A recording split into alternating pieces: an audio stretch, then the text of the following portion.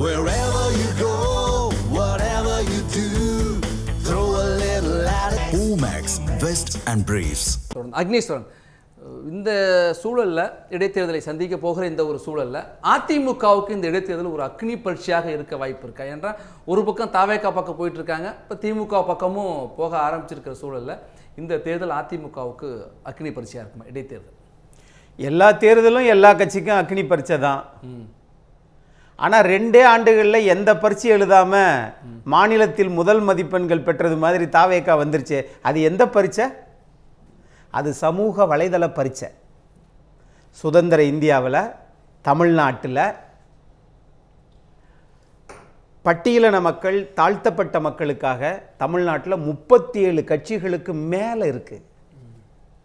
ஆனால் தாவேகா அத்தனை பட்டியலின மக்கள் வாக்குகளையும் தாவேகா பெற்றதனால் இன்னைக்கு பெண்கள், சிறுவர்கள், ரசிகர்கள் எல்லா பேரும் சேர்ந்து இன்னைக்கு தாவேகா ஆட்சி தமிழ்நாட்டில் நடந்திருக்குது.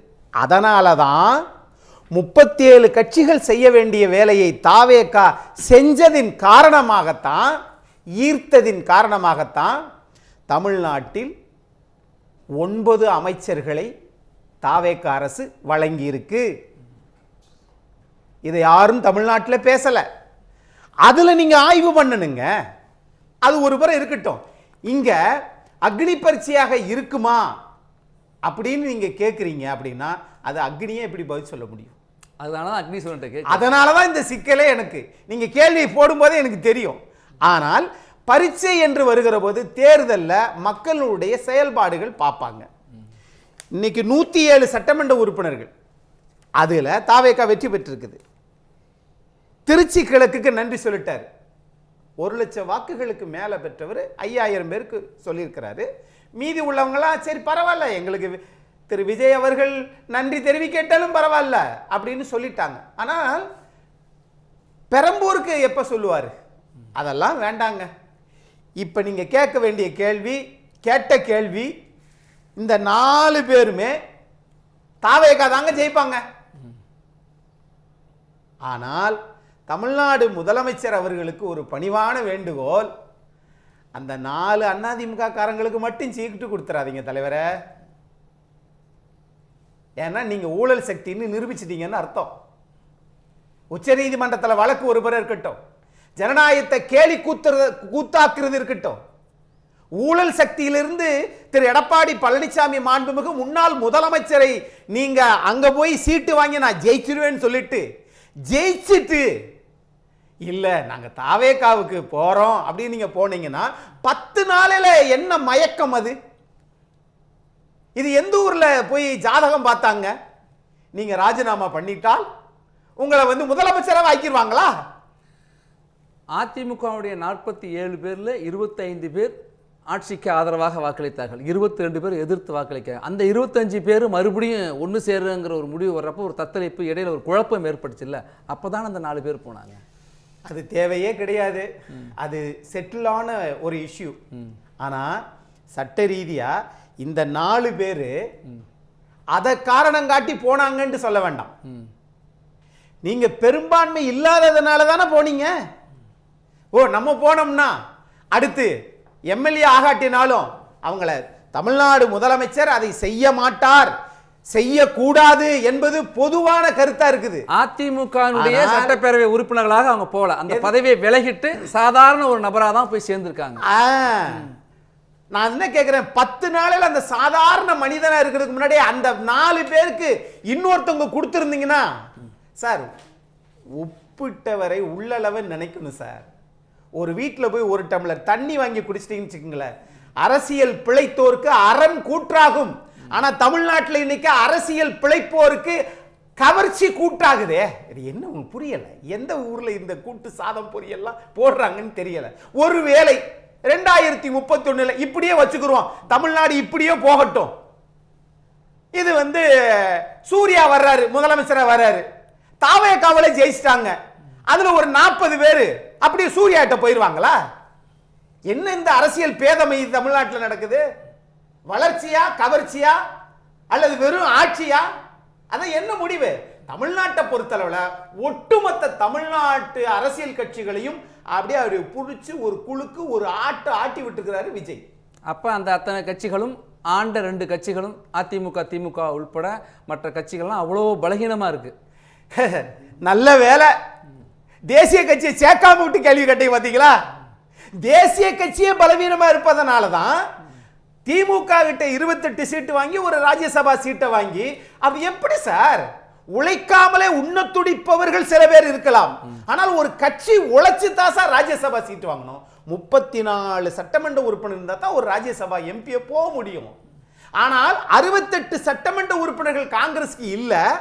ஆனால் 15 நாளில் எப்படி 2 சட்டமன்ற உறுப்பினர் 2 நாடாளுமன்ற உறுப்பினர்கள். அப்ப காங்கிரஸ் அப்படித்தானே? நான் இப்படி சொல்றேன், தமிழ்நாட்டில் தாவேகா கூட்டணி ஆட்சி கரெக்டா சார்? அதுல இன்னும் சிறப்பா நீங்க பாத்தீங்கன்னா கூட்டணிக்கு காங்கிரசும் ஆட்சி நடத்துறதுக்கு பாஜகவுடன் கூட்டணி வைத்திருப்பதுதான் தாவேகா ஆட்சி.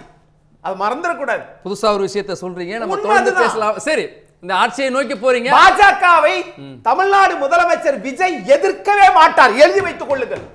அது 5 நாளா 5 வருஷமா என்பது எனக்கு தெரியாது. இன்னைக்கு போயிருக்கார் டெல்லியில நிதி ஆயோக் கூட்டத்துல, நீட் தேர்வை நாங்க ஏற்கல எடுத்து பேசியிருக்கார், கோரிக்கை முன் வச்சிருக்காருல்ல சார். இன்னைக்கு நடக்கிறது இருக்குது சார். இன்னைக்கு போனது நிதி ஆயோக் கூட்டம் தானே சார்? அப்படின்னா நிதியை பெறுவதற்கு தானே சார்? தமிழ்நாட்டினுடைய நிதித்துறை செயலாளரோ நிதித்துறை அமைச்சர் போனாரா சார்? சொல்லுங்க சார். முதலமைச்சரே எல்லாத்தையும் பேசிடலாம்ல, அதுக்காக போயிருக்கலாம். இல்ல சார், சார் முதலமைச்சரே பேசிடலாம். சரி, ஆனா பக்கத்துல போறதுக்கு பக்கத்துல கூடயாவது இருக்கணும்ல சார். தலைமைச் செயலாளர் இருக்கிறாரு சாய்குமார், சரி, அது மாதிரி ஐஏஎஸ் அவர்கள், அது மாதிரி அங்க அட்மினிஸ்ட்ரேட்டிவ்ல இருக்கக்கூடிய ஜெயா இடைத்தேர்தலோட தொடர்பு படுத்தி வருதா? அது நீங்க இந்த கேட்டதுனால, இந்த நிதி ஆயோக் கேட்டதுனால சொல்றேன் நானு. ஆகையினால நிதி ஆயோக் என்பது இந்தியா முழுவதும் மாநிலங்களில் அது வளர்ச்சிக்கானது அல்ல. திட்டக்குழு இருந்துச்சு, மான்டேக் சிங் அலுவாலியா, அது வளர்ச்சிக்கானது. சரி, அது இல்ல.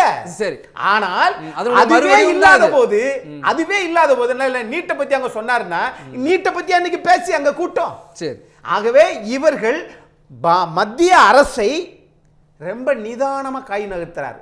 கூட்டணிக்காக காங்கிரஸ் நாங்கள் இல்ல, சிறுபான்மை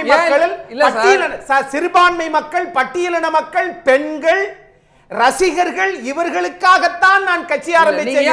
காங்கிரஸ் இல்ல, நீங்க இப்படி எடுத்துக்கலாம்ல, மத்திய அரசோடு மோதல் போக்கு இல்லாமல் ஒரு இணக்கமான அரசை நடத்துவதற்காக இப்ப முதலமைச்சர் ஜோசப் முயற்சிக்கிறார், நடவடிக்கை எடுத்திருக்கார், முன்னெடுத்திருக்கார். அதனுடைய வெளிப்பாடுன்னு எடுத்துக்கலாம்ல.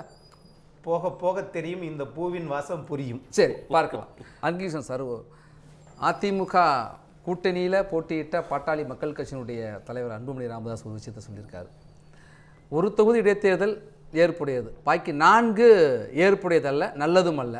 அப்போ இது ஒரு பொது வேட்பாளரை நாங்கள் நிறுத்துவோம், அது குறித்து யோசிப்போம்னு சொல்கிறார். பொது வேட்பாளருக்கு வாய்ப்பு இருக்குது, அதை நோக்கி அதிமுகவும் நகருதா? எனக்கு தெரிஞ்சு தமிழ்நாட்டில் பொது வேட்பாளரை நிறுத்தினால் தாவேகா தலைவர் விஜய் பார்த்தீங்களா, எல்லாரும் ஒன்று சேர்ந்து என்னை பார்த்து பயப்படுறாங்கன்னு சொல்லுவார். ஆனால் அதை பார்த்தெல்லாம் பொது வேட்பாளர் பயப்படக்கூடாது. பொது வேட்பாளர் எனக்கு தெரிஞ்சு நாம் தமிழர் சீமான் அவர்களையோ அல்லது மரியாதைக்குரிய டிடிவி தினகரன் அவர்களையோ அங்கு நிறுத்த வேண்டும் என்பது என்னுடைய வேண்டுகோளும் கூட. 1. 2வது, தமிழ்நாட்டில் தாவேகா கட்சிக்கு 107 பேர் இருக்கிறாங்க. அதில் 5 பேர் காங்கிரஸ், அதில் ப்ளஸ் ஆடட், அப்போ 5 பேர் காங்கிரஸ், விசிகா 2, இந்திய கம்யூனிஸ்ட், மார்க்சிஸ்ட் கம்யூனிஸ்ட் 2, அது மாதிரி ஐயுஎம்எல், இவங்க எல்லாத்தையும் சேர்த்து 13 பேர். இப்போ இந்த 107 13 பேர் சேர்ந்தா 120 பேர் வந்துட்டாங்கல்ல.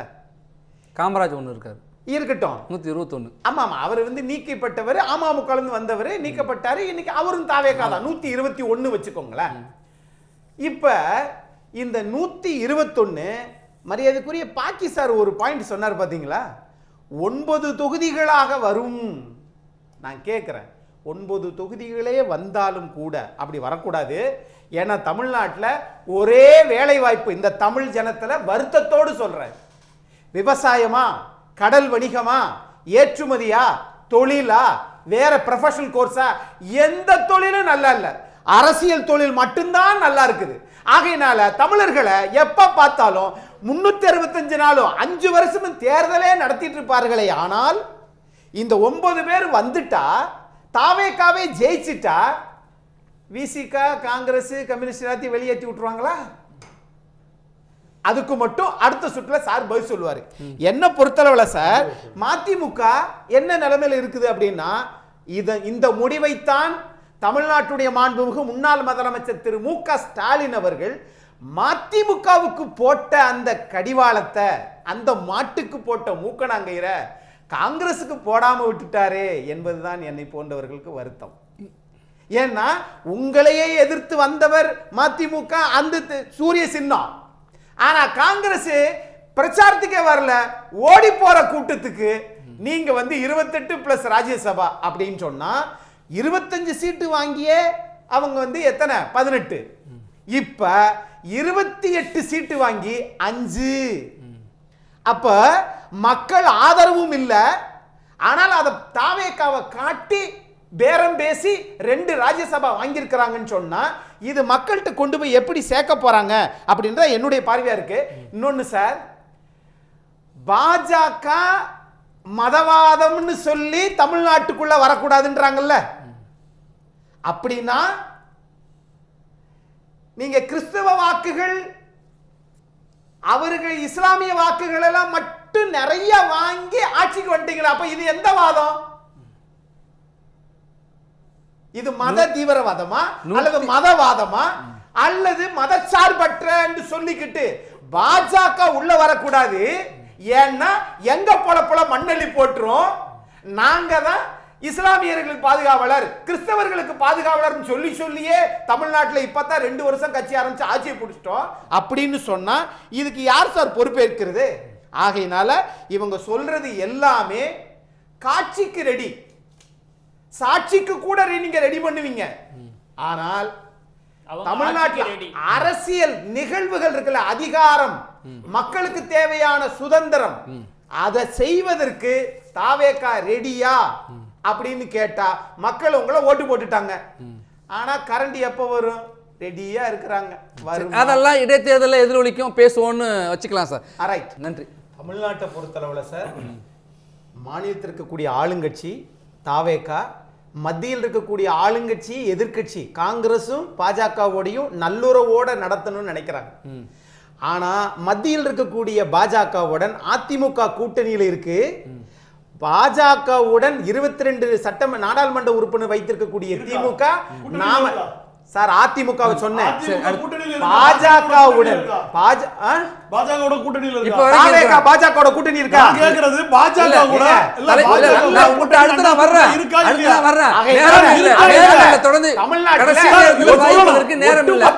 ஒட்டுமொத்த தமிழ்நாடு அரசியலும் மத்தியில் இருக்கக்கூடிய ஆளுங்கட்சி காங்கிரஸையும் எதிர்கட்சியும் சேர்த்து அரசியல் செய்ய நினைத்தால் தமிழ்நாட்டு நலன்கள் இங்கு ஒண்ணு கூட நடக்காமல் போய் இடைத்தேர்தல் கணக்கு மாறுமா சார்? மாறுதா? ஒரு மாற்றமும் வராது. தாவேகா வெற்றி பெறும், அதனால் தமிழ்நாட்டுக்கு வெற்றி கிடைக்காது.